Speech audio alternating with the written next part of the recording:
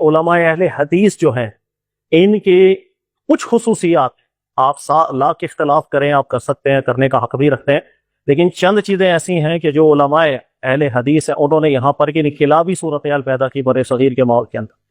Number ایک اس کے اندر یہ کہ ہمارے یہاں عوامی سطح کے اوپر جتنی بدعات کا اور شرک کے حوالے سے جو ایک ماحول تھا، اس کے اوپر بند باندھنے کے لیے جتنی کاوش ان لوگوں نے کی، اللہ تعالیٰ اس کا اجر انہیں عطا فرمائے۔ کوئی شک نہیں کہ اگر علماء اہل حدیث یا ان کی محنتیں، ان کی کاوشیں نہ ہوتیں تو یہ سلسلہ جتنا مزید بگڑ چکا ہوتا، یہ قابو میں نہ ہے۔ تو یہ کریڈٹ دینا چاہیے کہ ان کے ذریعے سے اور ان کی بھرپور محنت کے ذریعے سے یہ بدعتیں ہیں یا شرکی افعال ہے جو ہمارے یہاں، اس کی روک تھام میں بڑا فائدہ ہوا ہے۔ دوسری چیز علماء اہل حدیث کے حوالے سے میں ذکر کر دوں کہ ایک جسے کہتے ہیں نا تقلیدی ذہن کا خاتمہ، یہ ان کے لیے اللہ تعالیٰ ثواب دیں وہ مستحق کریں، اس میں کوئی شک نہیں کہ ہمارے یہاں جس انداز کے اندر بر صغیر کے ماحول میں تقلید کا عنصر بیٹھا ہوا تھا اس کو توڑا۔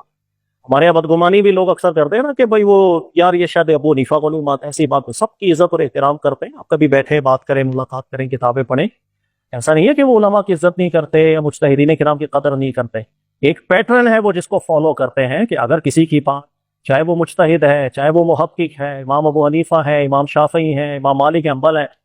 رسول اللہ صلی اللہ علیہ وسلم کے بعد کسی کی بھی بات اگر دلیل میں کمزور نظر آتی ہے تو وہ وہاں جائیں گے جہاں انہیں قرآن و سنت لے کر کے جانا ہوتا ہے، وہ اس عالم کی، اس محقق کی دعا کرتے ہیں اللہ ان کو ثواب دے، لیکن اس کو ہم عمل نہیں کر سکتے، یہ ان کا پیٹرن ہے۔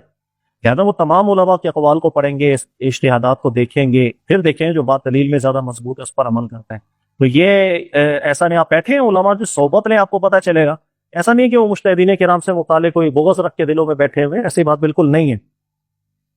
اور تیسری چیز یہ کہ یہ میرا ذاتی تجربہ ہے، ظاہر ہے کہ اہل حدیث مکتب فقہ سے میرا تعلق نہیں ہے، لیکن سلام دعا جتنی دوستی یاری میری رہی ہے آج بھی ہے، میں جس تجربے پہ پہنچا ہوں، توبہ کرنے کے اندر یا ان کو پتہ چل جائے کہ ان کا موقف غلط ہے یا دلیل کہیں اور مضبوط ہے، سب سے زیادہ جلدی سے رجوع کرنے والی طبیعت میں نے انہوں میں دیکھی۔ یہ میرا اپنا ذاتی تجربہ ہے، میں مطلب 100% لوگوں کی بات نہیں کر رہا ہوں، میں اپنا ذاتی تجربہ آپ کو بیان کر رہا ہوں کہ میرے پاس بھی بہت سے لوگ آتے ہیں، بہت سے فرقوں سے متعلق ہیں، فکروں سے متعلق ہیں، اور کسی فرقے والے کو توبہ کرانا بڑا عذاب ہے، دنیا کا سب سے مشکل کام ہے، وہ نہیں مانتا غلطی، وہ مجال ہے اس کے لیے کہنا کہ آپ غلط ہے۔ لیکن یہ چیز میں نے دیکھی ہے الحمدللہ، اہل حدیث جو فرقے سے لوگ متعلق ہوتے ہیں ان میں بہت بڑی تعداد ایسی ہے کہ آپ ان کے سامنے جب دلائل رکھتے ہیں اور وزن محسوس کریں وہ مانتے ہیں، وہ کہتے ہیں ٹھیک بات آپ یا وزن، اس چیز کا مجھے بہت تجربہ رہا ہے۔ یہ چیز مجھے اچھی لگتی ہے کہ فرقہ واریت کے ماحول کے اندر یہ طبیعت سب سے زیادہ یہاں دیکھنے میں ملی ہے، اس کے مقابلے میں باقی افکار، باقی فرقے، وہ توبہ کرنا تو ان کے نصیبوں کے اندر شاید لکھا ہی نہیں ہے، یا ہوگا تو اللہ جس کو توفیق عطا فرمائے۔ تو یہ چند چیزیں ہیں، اور یہ ساری چیزیں آپ یقین کریں ساجد میر صاحب کے حوالے سے، اور کچھ عرصہ جس وقت وہاں بھی تھا تو میں سنتا تھا ان کی ذہن کی وسعت ایسی، یہ تربیت ایسی ہی کر رہے ہوتے تھے، اور ان کی مسجد کی جو لوگ تھے آپ ان سے بھی اگر ملاقات کریں گے نا، ان کا بھی دماغ ایسا زبردست ہے، سوچ ایسی پیاری ہے، ظاہر ہے وہ جن کو سنتے جن کے ساتھ رہے ہیں تو ان کی ویسے نکھار آ جاتا ہے۔